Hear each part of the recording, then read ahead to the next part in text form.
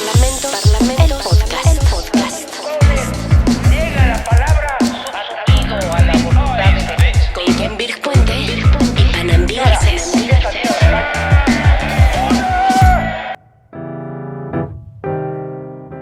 Democráticos, autoritarios y hasta totalitarios. Todos los países tienen uno.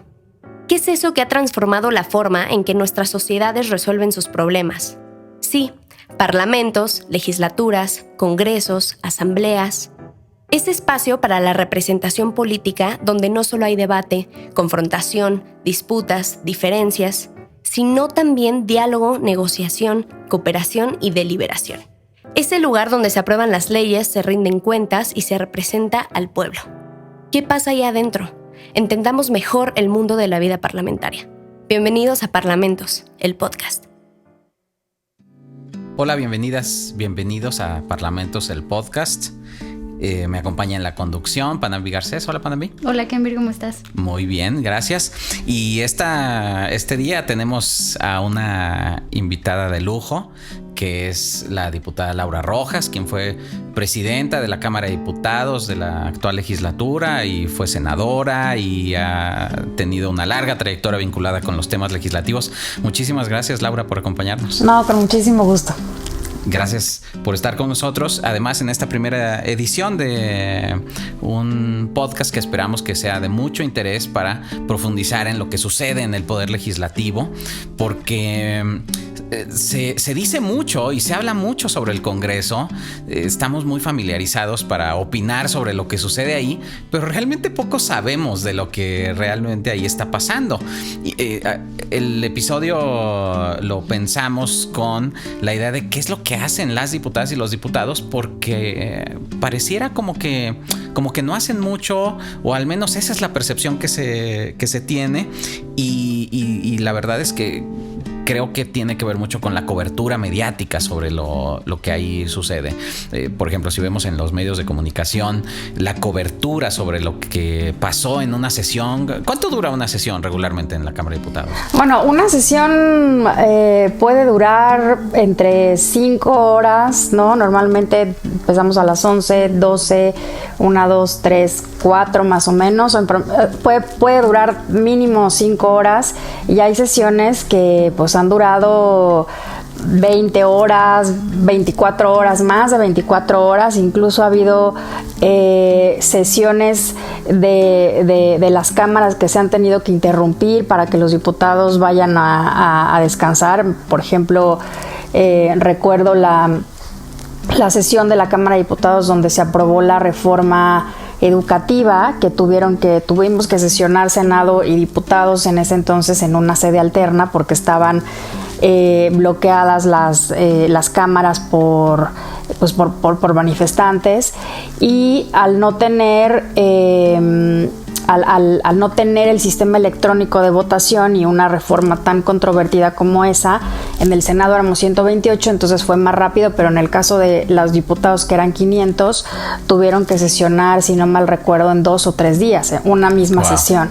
Entonces, porque la votación, una votación que con el sistema electrónico te tardas 5 minutos en votar, pues imagínate 500, ¿no? De voz, ¿no? Levantar la votación de voz, pues 500 personas, entonces fue muy larga. Entonces la verdad es que sí puede haber sesiones extenuantes de horas y horas y horas, y bueno, y por eso es que a veces ha sucedido que de repente cachan a un diputado cabeceando, ¿no? Pues de 3 de la mañana, 4 de la mañana, descansando los ojos, y eso es lo que los medios pues publicitan muchísimo, ¿no? Más allá de por qué estaba ahí, qué hora era, qué se estaba discutiendo, cuántas horas llevaba ahí, ¿no? Entonces eso impacta muchísimo. Sí.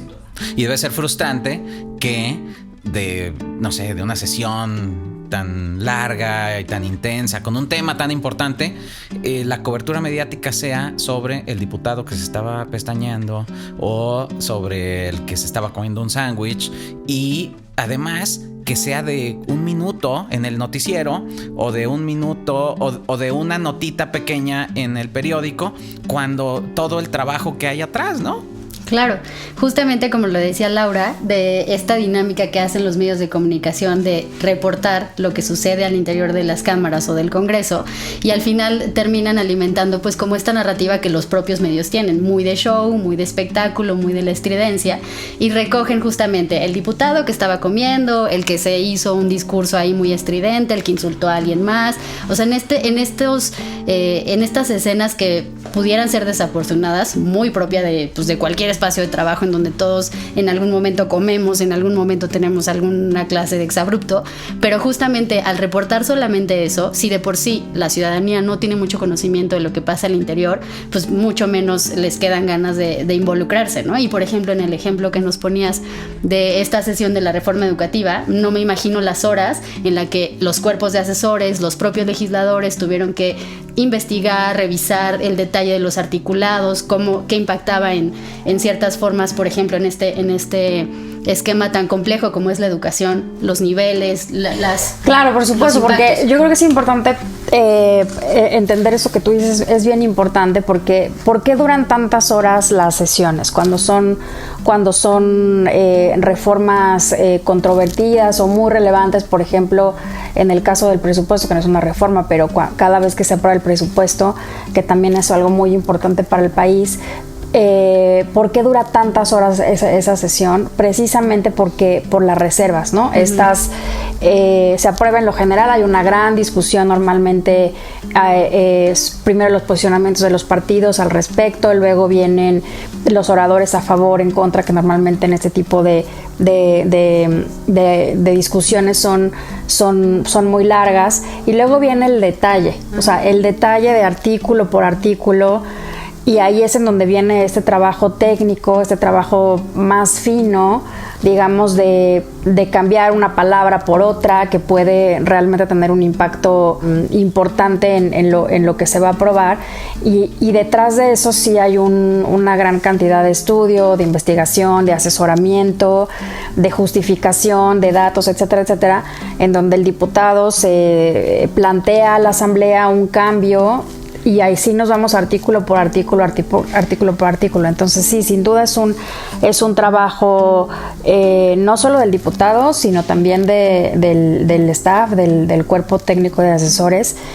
Y eso es algo que no se ve, ¿no? O sea, lo que se destaca es, en efecto, sí hubo una pelea, sí hubo un insulto, como tú dices, que digo, es parte también del show, por decirlo de alguna manera, pero creo que sí hace muchísima falta explicar más a detalle lo demás. Bueno, el escándalo premia. En los medios de comunicación el escándalo premia. Por eso es que entre más escandaloso es mejor la nota periodística, ¿no? Claro que también hay buenas coberturas y hay coberturas muy informativas, por supuesto. Pero sí, y en cualquier tema, no solo en el Congreso, en cualquier asunto, en la política, para los gobiernos también es muy frustrante que las políticas gubernamentales, los programas gubernamentales, las obras más significativas no sean motivo de una investigación periodística, etcétera, sino que cuando encuentran algún detalle que estuvo mal o algo que puede generar un escándalo, pues eso es lo mejor en términos mediáticos. Bueno, en las cumbres de jefes de Estado y de gobierno siempre lo que jala más es quién saludó a quién no saludó a quién, ¿no? Ese tipo de cosas, más allá de a veces del contenido, ¿no? Claro. Pero afortunadamente para eso estamos aquí y por eso estamos produciendo esto, para que la gente entienda que justo estos detalles importan, que tienen muchísimo trabajo previo, cómo funciona el Congreso, y entender que no es tan complicado de entender, que hay probablemente una falla en cómo se comunica desde los medios de comunicación e incluso dentro de los propios órganos, sí. Y de cómo los diputados y diputadas pues publicitan lo que hacen, cómo votan, por qué lo votan, porque también están divididos de alguna forma, y ya lo platicaremos después, pues con su trabajo territorial y lo que hacen dentro de las cámaras. Pero bueno, un poco por eso también estamos muy agradecidos y honrados de que nos acompañes hoy, porque justo queremos entender desde una forma muy sencilla qué es lo que sucede, por qué debería importarnos y por qué deberíamos involucrarnos en conocer qué hacen los diputados, ¿no? Hay una John Hiving, que es un politólogo norteamericano especializado en temas legislativos. Él decía que a la gente le gusta la democracia porque le gusta votar por sus gobernantes, por sus representantes, pero no le gusta los resultados que da la democracia. No le gusta, por ejemplo, la incertidumbre, no le gusta los procesos, no le gusta observar los procesos para la toma de decisiones, sino que esperaría que los gobiernos o las autoridades fuesen como silenciosas y eficaces. Es decir, que le resuelvan los problemas, que no estén debatiendo, discutiendo, etcétera. Dice, y eso es contra natura de cualquier congreso, porque en el congreso, pues obviamente son decisiones colectivas, son procesos legislativos lentos, ¿no? Y vamos viendo además cada una de las etapas. Y eso puede ser muy frustrante para el observador, para quien ve lo que está sucediendo, porque entonces dice, es que nunca se ponen de acuerdo, siempre están peleando, por el contrario, los resultados nunca son óptimos, pues porque es muy difícil poner de acuerdo distintos intereses y al final el producto no satisface del todo a todos, sino que es un poquito lo que se puede lograr, ¿no? Como en lo que siempre se dice, se aprobó lo que se pudo, no lo que se quería, ¿no? Pero es que ¿quién lo quería? O sea, porque no hay que olvidar que cualquier parlamento es un reflejo de la sociedad, ¿no? O sea, los propios ciudadanos que votan, pues no votan igual, ¿no? O sea, precisamente para eso hay diferentes partidos políticos que expresan las distintas visiones que hay en cualquier sociedad. Y entonces, bueno, pues por eso es imposible que haya, bueno, no imposible, porque sí ha habido muchas reformas, muchísimas más son en las que ha habido en la historia pues yo creo que todos los parlamentos del mundo, unanimidades o acuerdo, ¿no? Pero siempre se publicitan otra vez mucho más en donde hay desacuerdo, pero ese acuerdo es producto de la negociación, es producto de ceder en la visión y es producto, todos ceden un poco su visión original de las cosas, pero es importante partir de esa base, o sea, hay visiones distintas porque es tal cual el reflejo o el espejo de la sociedad, ¿no? Claro. No todos pensamos igual. Sí, como bien dices, no solo es reflejo de la sociedad, en general el desacuerdo y el debate y la contradicción pues también es propia de la naturaleza humana, ¿no? O sea, como que no podemos aspirar a tener congresos que funcionen con florecitas si nosotros y nuestras propias realidades y la diversidad pues es compleja, ¿no? ¿Cómo te acercas a legislar sobre eso si tienes como toda esta complejidad que tienes que procesar de formas más o menos democráticas y pacíficas, ¿no? Sí. Oye, Laura, tú tienes en tu trayectoria, bueno, has estado vinculada a la actividad política pues prácticamente toda tu vida. Desde chica, ¿pensaste algún día ser diputada o senadora? Es decir, ¿cuándo fue la primera vez en que pensaste yo quiero ser diputada? ¿O simplemente la vida te llevó? ¿Cómo fue ese acercamiento? No, yo sí quería ser diputada. O sea, desde... A pesar de esto, de la imagen que tienen los diputados y las diputadas. Pues es que para mí, o sea, para mí nunca han tenido mala imagen. O sea, he estado vinculada, como tú bien dices, desde muy, muy joven a la actividad política. Y mi primer trabajo, bueno, no mi primer trabajo, pero mi primer trabajo ya, digamos, formal, vinculado a lo que yo estudiaba, todavía estaba en la universidad, estudiando precisamente ciencias políticas, fue en la Cámara de Diputados, fue como asistente de un diputado. Entonces yo sí me acuerdo perfecto que fue en la 57 legislatura y entonces la primera vez que yo entré al pleno de la Cámara de Diputados, ahí dije, yo quiero ser diputada. Porque el pleno de la Cámara de Diputados de México es imponente.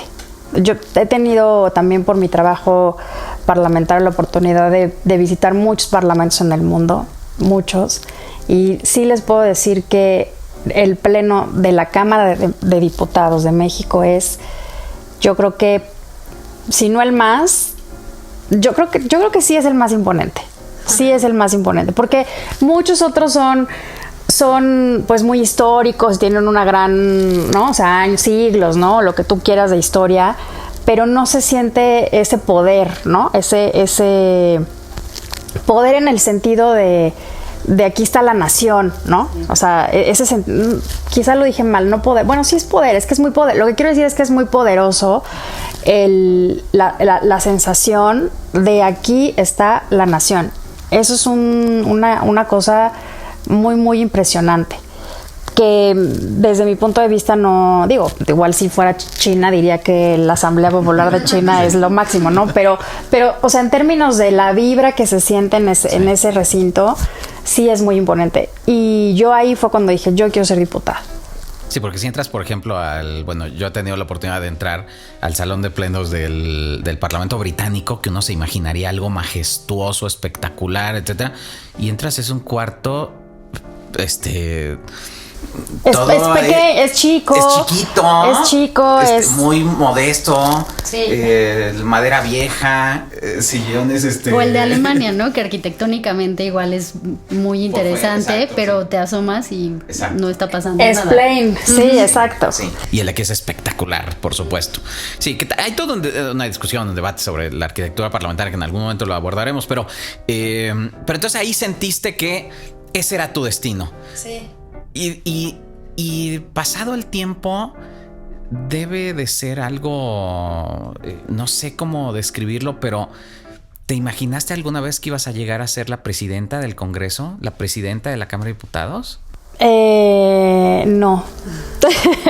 O sea, en ese momento no, por supuesto, en ese momento era, pues, quiero ser diputada, luego lo logré, ¿no? Primero fui regidora, pero luego fui diputada en la 60 y entonces pues yo llegué como legisladora primeriza, ¿no? Como legisladora, como soldado raso, ¿no? De tu grupo parlamentario.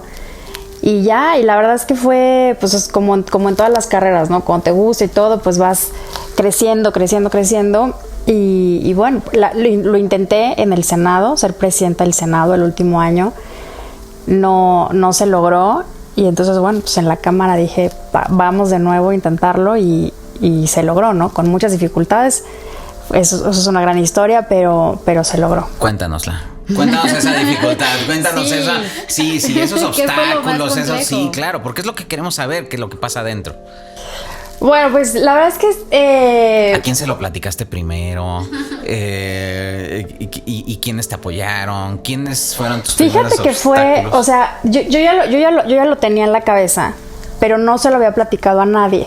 Entonces llegó un compañero que se llama Felipe Fernando, diputado de Querétaro, que se religió ahorita precisamente, que es un gran amigo mío. Y él fue el primero que llegó, me acuerdo perfecto que llegó y se sentó al lado mío en la curul que estaba al lado en una sesión y me dice, oye, algo así, ¿no? Me dijo, oye, Lau, yo creo que tú deberías de buscar ser presidenta de la Cámara. Y entonces le dije, sí, la verdad es que ya lo había considerado, pero él fue la primera persona con la que platiqué y él se acercó y él fue el que me dijo, yo te ayudo. Y entonces ahí empezamos a pues entre él y yo, bueno, yo obviamente pues a hablar con todos los diputados del grupo parlamentario, porque es una propuesta del grupo parlamentario, ¿no? Tu grupo parlamentario es el que te propone al pleno para esa posición. Y bueno, pues, pero como en toda carrera política, las cosas empezaron a complicar. Y pues salieron obviamente más aspirantes. Luego el presidente del partido decidió, junto con el coordinador, que iba a hacer una elección de diputados del grupo parlamentario. Entonces quien ganara la votación es quien iba a ser propuesto, pero luego dividieron el año legislativo en dos para que fuera un hombre y una mujer. Entonces, bueno, fue todo un tema, la elección interna. Y bueno, ya fue como ir sorteando cada obstáculo. Al final, y luego se decidió que iba a ser, que el hombre y la mujer, primero iba a ser, los primeros 6 meses iba a ser la mujer y luego el hombre, porque veníamos de tener un presidente hombre, que era Porfirio Muñoz Ledo. Que además quería seguir de presidente de la Cámara, ¿no? Sí, es que ahorita les cuento la parte digamos ya de la Cámara, ¿no? Okay. O sea, la parte interna del grupo fue lo primero. Sí. Pero los hombres se rebelaron y dijeron, no, ¿por qué van a ser primero las mujeres? Esto tiene que ser parejo, el que saque más votos va primero. Y entonces, bueno, para no hacerles ya el cuento largo, digamos, del primer lugar de hombre y del primer lugar de mujer que quedé yo, el primer lugar de hombre sacó 3 votos más, sospechosamente. Y entonces nuestra primera propuesta fue un hombre. Pero entonces ahí viene el resto de la Cámara de Diputados, que dicen, no, a ver, espera tantito. O sea, el presidente o presidenta es de la Cámara y tiene que ser aprobado, votado por 7 grupos parlamentarios, y pues el PAN propone, pero ahora sí, como decía Fox, el Pleno dispone, entonces, o los diputados disponen. Entonces dijeron, no nos parece buena idea que se divida el año legislativo en 2, y no nos gusta esta persona que propusiera, ¿no? Al hombre. A mí me encantaría preguntarte, ¿cómo fue que en estas pláticas previas que tuviste con tus colegisladores, qué era lo que les proponías o cuál era como tu agenda o tu enfoque de decir, quiero ser presidenta para hacer qué? ¿Por qué era importante para ti o qué era lo que estabas proponiendo o por qué eras una mejor opción frente a los demás? Bueno, pues yo creo que era, o sea, en primer lugar las cartas de presentación pues son la experiencia, ¿no? Yo había sido diputada, presidenta de comisión en ese entonces, senadora, presidenta de 2 comisiones, había estado en la mesa directiva también en algún momento en la Cámara de Diputados y en el Senado en la comisión permanente. Entonces, bueno, primero es pues tener ya una experiencia, ¿no? Previa como legisladora.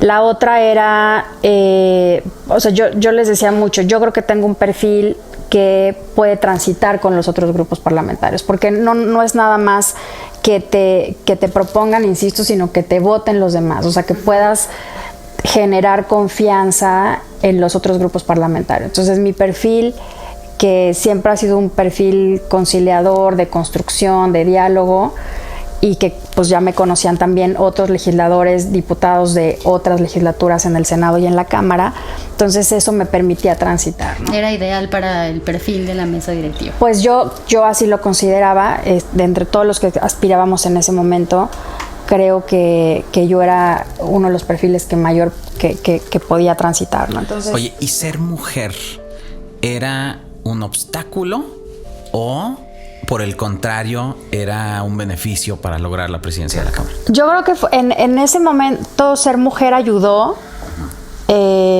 Ayudó porque había es la legislatura de la paridad, es la primera legislatura en la que tenemos prácticamente 50-50, y había un movimiento, digamos, entre las diputadas, pero también fuera de la Cámara, pidiendo que hubiera una presidenta mujer. Entonces, en ese momento sí ayudaba que fuera mujer. Y como les decía, no transitó el perfil de hombre que propusimos en ese momento, y entonces bueno, eso no lo decidió el PAN, lo decidieron los demás grupos parlamentarios. Claro, porque se requiere el voto de las 2/3 partes del pleno para Exacto. elegir presidencia. Y eso ayudó que me quedara el año completo. Y bueno, pues que ya. Pero bueno, aún así, o sea, fue un proceso muy, muy complejo, porque Porfirio se quería reelegir, querían cambiar la ley para que Morena pudiera presidir los 3 años. Y bueno, el día que se tenía que elegir la nueva mesa directiva, lo que estábamos haciendo en lugar de elegir la mesa directiva era discutiendo la iniciativa de reforma a la ley orgánica. O sea, ya estaba en el pleno discutiéndose, y estaba el debate a todo lo que daba. Fue un debate súper duro de un lado y de otro, hasta que bueno, tuvo que intervenir directamente el presidente de la República para decir no vamos a cambiar la ley para beneficiarnos a nosotros, bla, bla, bla. Y entonces Porfirio sale y dice, bueno, ya, ¿no? O sea, ahí muere, ya desistimos de este intento, y pues se retira, ¿no? Esa discusión de la sesión, y entonces ya pasamos a todo lo demás, que también ya fue cuando proponemos a esta persona, a este compañero, que fue una votación 3 en contra. Hasta el otro día me votaron a mí 2 veces en contra, la tercera vez a favor. O sea, fue muy, muy estresante, muy complicado. ya no era por mí, sino porque no les gustaba la secretaria, pero porque no les gustaba el vicepresidente, pero porque no. Pero bueno, todo eso no se vio hacia afuera, ¿no? Hacia afuera era, votan en contra a Laura Rojas 2 veces hasta la tercera, ¿no? Entonces, bueno, fue muy complicado. Y luego todo el año que vino, pues tampoco fue fácil, ¿no? Pero bueno, al final lo sacamos adelante. ¿Y cuál crees que ha sido el momento más difícil de tu presidencia de la Cámara de Diputados? El momento más difícil fue la sesión de presupuesto de ese año. La sesión donde tuvimos que votar el presupuesto. Estuvimos bloqueados durante 10 días, entonces fueron días muy, muy complicados en términos de qué haces con los manifestantes. O sea, obviamente nadie se quería confrontar, nadie quería que hubiera lastimados, ni mucho menos, nadie estaba en ánimo de pedir, digamos, el auxilio de la fuerza pública, aunque está en la ley, pero pues nadie estaba en ese ánimo. Sí. Tú puedes solicitarla, ¿no? Tú como presidenta de la Cámara puedes solicitar el uso de la fuerza pública. Así es. El presidente de la Cámara tiene esa facultad, pero nadie estaba en ánimo de hacer eso. Y al mismo tiempo tienes la presión de que el país necesita un presupuesto, o sea, no puedes dejar al país sin presupuesto. Entonces, fueron días muy complicados y al final se decidió por todos los coordinadores de los grupos parlamentarios, incluyendo el del PAN, pues ir a sesionar en una sede alterna para votar el presupuesto, y al final mi grupo parlamentario decide no acompañar esto, no ir, incluso se me pidió que no convocara la sesión. Entonces fue un momento muy difícil entre lo que te está pidiendo tu grupo parlamentario y lo que tú como presidenta de la Cámara sabes que tienes que hacer y que es tu obligación y tu deber. Es tu responsabilidad. Es tu responsabilidad frente al país, más allá de frente a tu partido o a tu grupo, y eso es durísimo. Fue el momento más difícil en el que pues tuve que decidir, pues cumplo con lo que la ley me ordena, que es convocar a los diputados e ir sola a la sesión. Okay. Sola, absolutamente sola. O sea, ni siquiera fue ni el vicepresidente del PAN, ni la secretaria del PAN, nadie, ¿no? Y con un costo muy alto, ¿no? Con mi grupo parlamentario. Claro. ¿No? O sea, unos comprendieron, unos entendieron, otros no entendieron, pero yo creo que ese fue el momento más complicado. Y pensando en los principales logros también, quizá no solo tuyo, sino de toda la legislatura, ¿cuál crees que sea? Porque hay que hacer también un balance, ¿no? Ya pasado el tiempo, ¿cuáles crees que puedan ser los principales logros de ese periodo? ¿De la presidencia? De la presidencia, porque a veces no son logros individuales, ¿no? Son logros como de la Cámara, pero pues que tú encabezaste en ese periodo, ¿no? Sí, un poco por eso te preguntaba hace un momento como cuál era el perfil que tú significabas, como para entender por qué es importante un perfil así dentro de la mesa directiva. O sea, que tienes que distinguirte en qué respecto a los otros legisladores. Mira, yo creo que un logro importante fue precisamente basado en este perfil conciliador y de construcción y de diálogo, fue el grupo plural para la igualdad sustantiva que creamos durante ese periodo, ¿no? Que fue yo estoy muy acostumbrada a trabajar con compañeros de los otros grupos parlamentarios, o sea, a lo largo de mis años como legisladora lo he hecho en muchos temas. Lo hicimos cuando se creó el Sistema Nacional Anticorrupción, el Sistema Nacional de Transparencia, el Sistema Nacional de Archivos, la reforma de protección de datos personales o la reforma a la ley del Servicio Exterior Mexicano. Y entonces ese mismo modelo o ese mismo método, digamos, de trabajo lo replicamos ese año, convocando a un grupo integrado por una diputada de cada grupo parlamentario, de todos, de los 8 grupos parlamentarios, y las presidentas, que casualmente eran mujeres todas, de las comisiones que tenían que ver con la agenda de igualdad, ¿no? de igualdad entre mujeres y hombres. Entonces ese grupo, la verdad es que funcionó muy bien, era un lugar de encuentro. La única regla es, aquí solo vamos a avanzar los temas de consenso, ¿no? O sea, lo que nos une, que al final del día es muchísimo en los temas de igualdad, y avanzamos un chorro de cosas. O sea, lo que hacíamos era priorizamos los dictámenes que vienen de las comisiones para que se pasen al pleno lo más pronto posible. Y teníamos una interlocución, abrimos unos canales de interlocución con muchísimos actores internos y externos que tenían que ver con la agenda de igualdad, y avanzamos muchísimo ese año en las reformas en materia de violencia de género, paridad, etcétera, ¿no? Todo lo de menstruación digna, el Sistema Nacional de Cuidados, o sea, muchas reformas que se pudieron avanzar en esa materia. Y el otro gran logro, digamos, que no fue menor, pues fue mantener funcionando la Cámara de Diputados cuando nos llegó la pandemia, que fue sentar las bases de cambios tecnológicos y pues hasta de mentalidad, ¿no? De cómo hacerle para que la Cámara no dejara de funcionar mientras cuando no podíamos sesionar presencialmente ni en comisiones ni en el pleno, y fue pues sentar las bases para que en este último periodo, en este último año legislativo, la Cámara ya contara con sistemas telemáticos, y para que pudiéramos funcionar como funcionamos todo el año. Todo el año estuvimos en sesiones semipresenciales, y todavía en el segundo año que estaba yo presidiendo, pues inventarnos, ¿no?, formas de votación, porque todavía no teníamos una reforma que nos habilitara a no sesionar presencialmente. Entonces, bueno, pues sacamos un reglamento de contingencia para que solamente una parte de los diputados pudieran estar presentes a la votación, un rollo. Entonces, eso pues no fue menor, ¿no? Fue un trabajo también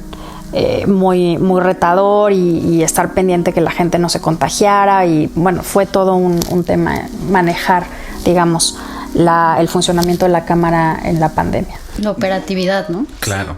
No, debe de ser altamente estresante una responsabilidad de ese tipo, porque ahí sí, pues bueno, si uno se equivoca en tu trabajo, pues bueno, lo enmiendas, etcétera. Para aquí los costos son costos para todo el país. Es decir, si no se aprueba el presupuesto, pues el presupuesto del país no está disponible, ¿no?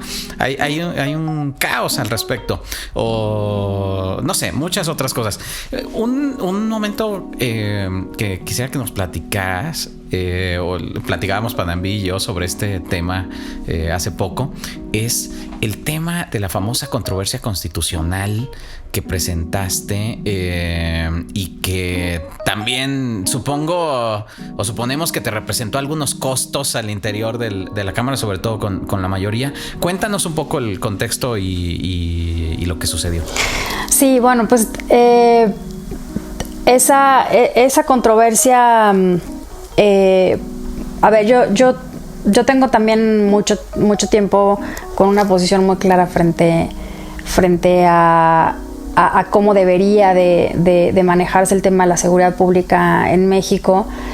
Y cuando, como contexto, en esta legislatura aprobamos una reforma constitucional para crear la Guardia Nacional, ¿no? La Guardia Nacional, y en uno de los transitorios de esa reforma se establece que el Ejecutivo efectivamente tiene la facultad de hacer uso de las Fuerzas Armadas para cumplir tareas de seguridad pública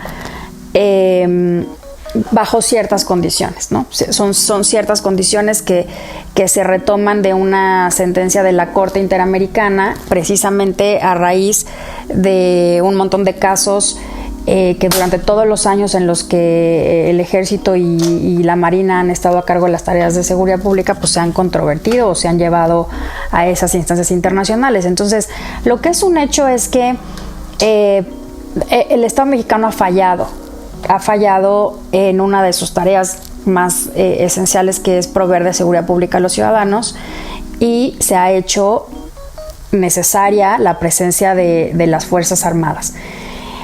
Ellos, pero no tenían un marco legal, ¿no? Por eso en el sexenio anterior se aprobó la la Ley de Seguridad Interior, que como no tenía asidero constitucional fue declarada inconstitucional.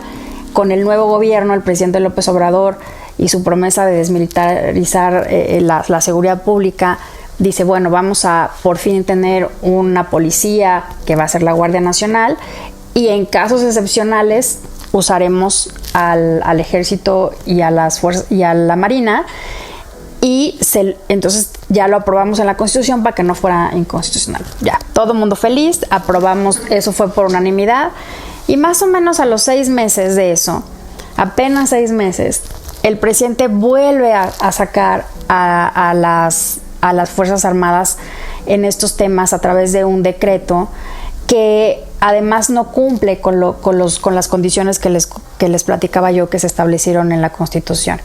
Entonces, pues generó una gran polémica este decreto, y además una gran decepción, un gran desconcierto. Decir, bueno, el presidente López Obrador históricamente y su movimiento han estado en contra de la militarización, lo prometió en campaña, ya le dimos la Guardia Nacional y ahora usa nuevamente las Fuerzas Armadas. Está bien, pero que cumpla con lo que dice la Constitución, mínimo, ¿no?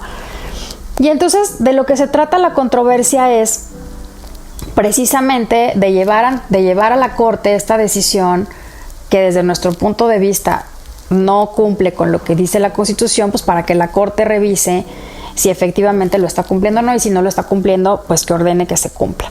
Entonces, lo pidió todo el mundo, lo pidió, o sea, desde la ONU-DH, bueno, la propia CNDH, que aunque ya sabemos pues que la titular es ideológicamente afín al presidente, incluso expresó preocupaciones la CNDH, todos los abogados reconocidos de este país, las organizaciones de la sociedad civil, y pues entonces, bueno, todo el mundo se acercó, lo pidieron, y pues al final decidí presentar esta controversia que la verdad es que sí generó un gran escándalo y una gran indignación entre algunos diputados de la mayoría, como si no se pudiera cuestionar de ninguna manera a alguna acción del Ejecutivo por las vías legales y democráticas que nos hemos dado.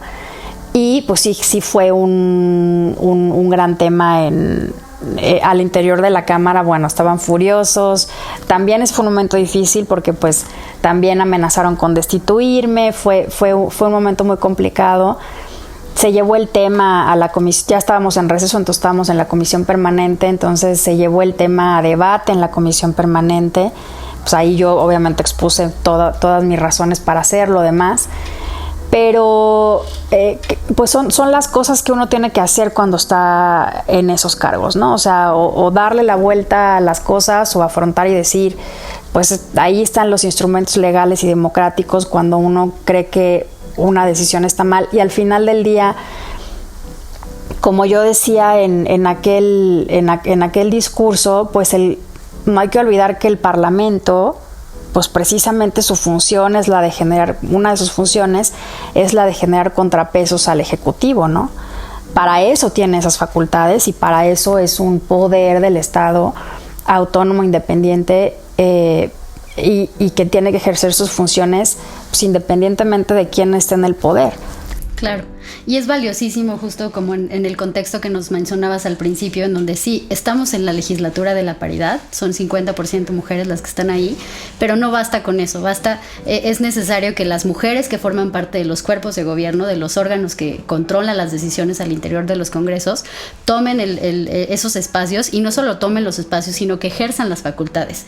Yo sin duda escuché muchísimos comentarios cuando presentaste la controversia, que había mucha gente que ni siquiera sabía que era una facultad, ¿no? Porque no se utiliza, porque siempre hay, o teníamos un congreso, o la idea general se piensa que es un congreso que más o menos acompañaba al presidente por este porcentaje de votación que tuvieron, pero justo fue interesante porque era una mujer que estaba presidiendo la mesa directiva, que estaba ejerciendo una de las facultades que ya existían para presentar un cierto debate o presentar pues un control constitucional finalmente a algo que tenía todo el sustento de hacerlo, ¿no? Y que llamaba la atención, supongo que fue muy costoso, pero llamaba la atención que se hiciera porque no se había hecho antes, ¿no? Porque no se agota ese ejercicio de facultades más que pues en cosas convenientes para para el propio Congreso, ¿no? Así es. Estamos terminando ya nuestro podcast, el tiempo vuela.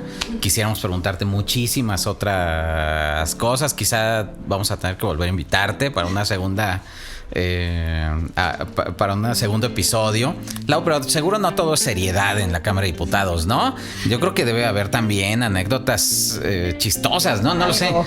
¿Qué fue lo más gracioso que te pasó? Que dijiste, nunca me imaginé estar en esta situación dentro de la Cámara.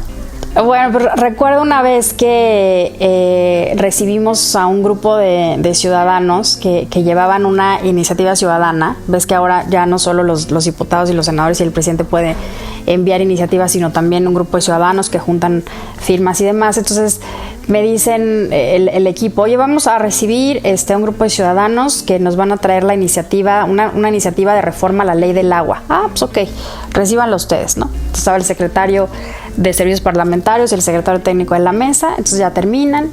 Yo estaba en la oficina, entonces suben y me dicen, oye, por cierto, estaba Rubén Albarrán, el Tacubo, no sé qué. Yo, ¿cómo que estaba ahí? ¿Por qué no me dijeron? Yo soy súper fan de Café Tacuba, pero fan. Entonces, yo, no, ¿cómo crees? ¿Ya se fue? No se ha ido, tráiganmelo. Y entonces ahí va los de no sé, lo detuvieron en la puerta, oiga, que la presidenta lo quiere recibir, no sé. Entonces lo regresan a la oficina, pero yo así súper seria, ¿no? No, bueno, qué bueno que trajeron la iniciativa de la ley. No podía, yo estaba súper seria. Y entonces, o sea, ya lo platiqué con él y todo, de la ley del agua, y ya se fue, ¿no? Y entonces me dice mi técnico, ¿cómo? ¿No le pediste un autógrafo? Ni te tomaste una foto ni nada. Y yo, no, pues la verdad es que ya no se me hizo como él estaba en su papel de activista, de ciudadano y todo, y pues ya no se me hizo plan ponerme yo en plan de groupie, pero la verdad es que sí fue como muy chistoso y sí me arrepentí de no haberle pedido la foto y el autógrafo. Pero eso fue una anécdota muy chistosa. Rubén Albarrán, si nos estás viendo, la presidenta de la Cámara se quedó con las ganas de pedirte un autógrafo, una foto. Okay. Pero bueno, eso fue chistoso. Muchas gracias por compartir. Platícanos, tú buscaste ser reelecta, o al menos eso leímos como en las cartas de intención que presentaron, pues creo que todos o casi los 500 muy poquitos diputados, fueron ¿no? los que no presentaron su carta. Exacto, casi todas y todos presentaron cartas de su intención de ser considerados para ser candidatos y candidatas, y al final no sé. ¿Qué opinión tienes de la reforma constitucional de cómo se implementó en esta primera ocasión que permite ya la reelección, y de tu propia experiencia personal? Mira, yo creo que en este primer ejercicio la reelección pues no fue como pensábamos. A mí me tocó votar esta reforma cuando era senadora, y yo creo que en este primer ejercicio no se cumplió, porque la intención de la reelección es que sea el ciudadano el que decida si el diputado o legislador es reelecto o no con base en sus resultados, ¿no? En su trabajo, en su desempeño, digamos, como legislador en una legislatura. Y lo que sucedió ahora fue que el control lo siguieron ejerciendo los partidos políticos. O sea, los partidos políticos fueron los que decidieron, bajo criterios que además no fueron claros ni transparentes, quién tenía chance de ser postulado nuevamente y quién no. Entonces yo creo que eso se debería de corregir, se debería de revisar. Digo, va a ser evidentemente muy difícil que los partidos políticos ¿no? Que los diputados cedan el control, cedan ese control exactamente de quiénes son los candidatos, pero yo sí creo que no es la idea, ¿no? Hubo una rotación muy grande, solamente me parece 120 y tantos diputados de los 500 se reeligieron, no recuerdo exactamente cuántos fueron postulados, pero o sea, a lo mejor 200 de los 500 fueron postulados nuevamente. Y creo que eso se tiene que revisar. O sea, si tú ya estás en el cargo, yo creo que es derecho del diputado presentarse, y evidentemente es decisión del electorado si lo mantiene o no lo mantiene en el cargo. pero al final del día siguen siendo las dirigencias de los partidos los que siguen controlando con base en criterios internos quiénes son los que pueden aspirar a reelegirse. De acuerdo. Dirías que es una reforma perfectible completamente. O sea, que en esta primera experiencia permite mejorar el proceso tal vez para el futuro. Exactamente. Yo creo que sí, yo creo que se tienen que mejorar los mecanismos. Bueno, y también eres optimista. Sí se puede revertir la mala imagen de las diputadas y los diputados. Sí hay forma de hacerlo. Mira, yo creo que también, yo creo que sí. Digo, no está fácil, no es algo fácil. O sea, pero yo creo que la reelección precisamente puede ayudar a eso, ¿no? Yo creo que las redes sociales también han cambiado mucho la gente ya no se informa solamente por lo que dice la televisión o el periódico, sino también tiene la oportunidad de seguir directamente a las y los legisladores a través de sus redes sociales, y ahí es en donde puedes ver, ¿no? Digo, también evidentemente los legisladores tienen que aprender a hacer el mejor uso posible de las redes sociales para estar en comunicación con el electorado, pero ahí es en donde puedes ver, ¿no? Que estoy votando, que voté por esto, que no voté, o sí voté, o por qué, o que estoy ahora en una reunión con tal, o que estoy en un recorrido en una comunidad, lo que sea. Entonces creo que en la medida en la que también los legisladores en lo individual mejoren y estrechen la comunicación con los ciudadanos, pues eso necesariamente tiene que ir cambiando. Seguro. Más allá de los medios tradicionales. Claro. Y porque finalmente sí tiene un impacto real en nuestras vidas su trabajo, ¿no? O sea, ahorita que mencionabas el ejemplo de menstruación digna, por ejemplo, que es una reforma, un cambio que se buscaba y que al final pues atraviesa la vida de las mexicanas que viven en este país, ¿no? O sea que al final, aunque pensemos que son temas muy complejos o muy elevados o que no tienen que ver con nosotros, sí tienen que ver, y por eso es importante estar involucrados en el día a día, ¿no? Mira, dos ejemplos de reformas que impactan en el día a día son justamente esta de menstruación digna, que es una reforma a la ley de educación para que en las escuelas públicas se distribuyan productos de higiene menstrual, sobre todo en las escuelas públicas de zonas más desfavorecidas, por ejemplo, o el padrón de deudores de pensión alimenticia, ¿no? Por ejemplo, hay un padrón que se aprobó en esta legislatura para que estén registrados todos los hombres o mujeres, pero la mayoría son hombres que no pagan su pensión alimenticia, y que se boletine para que eso les repercute en su trabajo, lo que sea. Entonces son cosas, digo, más allá de luego las grandes reformas, que la energética, que luego nadie entiende, lo que tú quieras, también hay un montón de decisiones que toma el Congreso, de cosas muy concretas como estas dos, que sí impactan directamente la vida de las personas. Claro, si eso se consigue, que la gente sienta que lo que sucede ahí en la Cámara de Diputados es importante para su vida cotidiana, creo que estamos del otro lado, y eso sería un gran avance en términos de construcción de una cultura cívica, de una cultura democrática, por supuesto.